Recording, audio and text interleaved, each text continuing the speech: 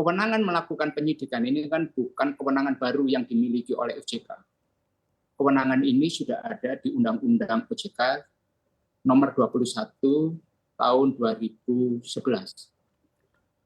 Bahwa OJK mempunyai kewenangan untuk melakukan penyidikan. Tetapi kemudian dalam perjalanan waktu, dalam 2 periode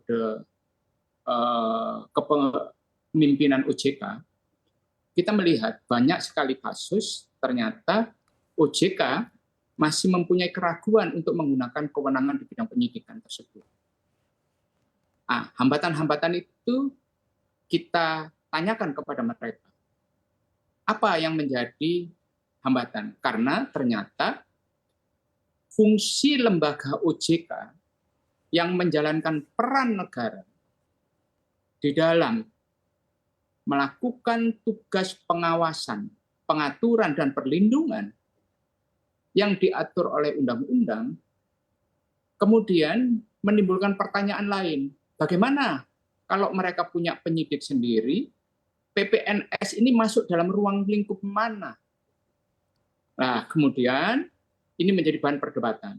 Kita menanyakan kepada pemerintah, pemerintah kemudian membuat sebuah rumusan, maka kita ingin OJK itu mempunyai kewenangan yang lebih kuat di bidang penyidikan tanpa mengurangi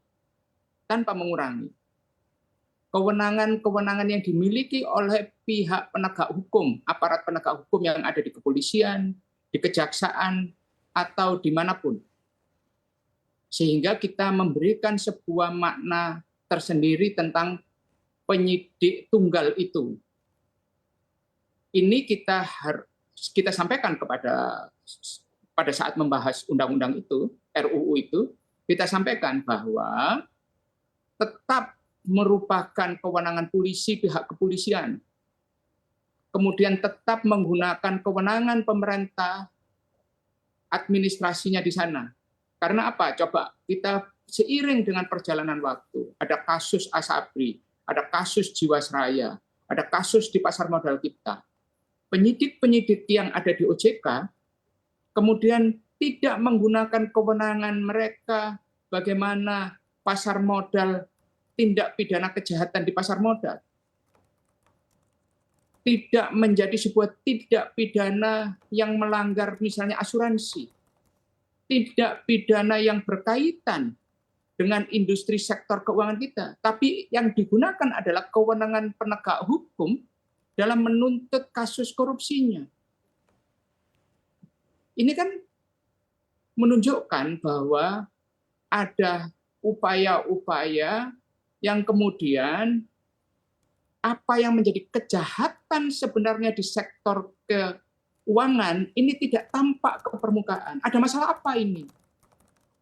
Kalau masalah kemampuan, karena biasanya menyidik urusan-urusan pidana umum dan sebagainya, maka kita ingin OJK ini sebagai sebuah sektor yang sangat spesifik, sangat khusus, maka kita berikan kewenangan. Orang-orang yang memenuhi kualifikasi sebagai penyidik, yang menurut pengesahannya itu kualifikasinya itu memenuhi, tentunya dengan persetujuan kepolisian, pengadministrasiannya Kementerian Hukum dan HAM, mereka bisa menjadi penyidik untuk kasus-kasus yang berkaitan dengan OJK. Amin, saya beralih dari sudut pandang LPPI sendiri mengenai regulasi terbaru ini di UU P2SK. Akankah ada tantangan tersendiri, akankah ada risiko tersendiri? Karena orang juga banyak melihatnya dengan menjadi penyidik tunggal akan ada potensi-potensi konflik of interest, cherry picking kasus, dan juga abuse of power dari OJK sendiri menangani hal sektor keuangan dan pidana keuangan ini. Akankah risiko-risiko ini akan terjadi dan jika memang itu antisipasinya apa, Pak Amin dari LPPI? Pandangan Anda. Baik, Mbak Safrina. Jadi ini saya lebih ke tantangannya dulu ya dibandingkan peluangnya. Tantangan dulu ya, Pak. Jadi kalau baik, nggak masalah, Mbak Safrina. Jadi tadi sudah banyak dibahas oleh Pak Misbakun ya. Kalau kita bicara tantangan, saya kan lihatnya dari sisi positif, negatif. Jadi kalau misalnya kita bicara dari sisi tantangan, sebenarnya risiko-risikonya kan kita tahu ya.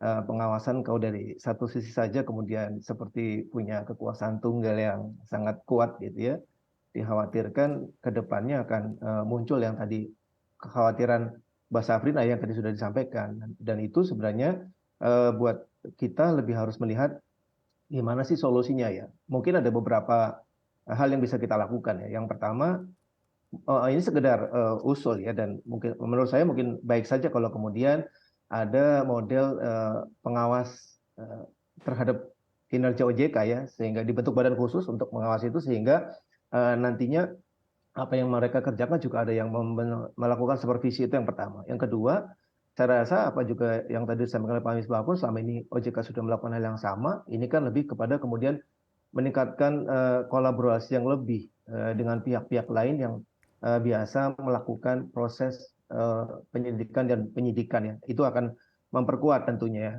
ya. Dan yang terakhir, yang ketiga, peningkatan kompetensi SDM. Karena ini sebenarnya nanti akan nyambung dengan peluang ya, di mana seluruh pegawai OJK itu kan sebenarnya sudah sangat menguasai, sangat ahli di bidang keuangan, khususnya perbankan, dan juga IKNB atau industri keuangan non-bank, yang itu justru jumlahnya cukup banyak dan lebih luas cakupannya. Secara kompetensi itu sudah cukup bagus. Nah, tinggal kemudian bagaimana bisa ditingkatkan dari sisi penyidikannya.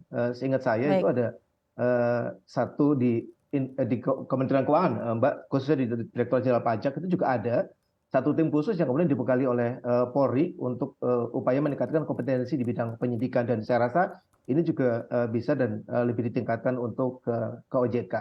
Saya rasa itu Mbak Safrina untuk tantangannya ya, dan risiko-risiko, dan kemudian bagaimana solusinya terhadap masalah-masalah yang mungkin timbul di depan saat ini kemudian Ya. diimplementasikan di OJK.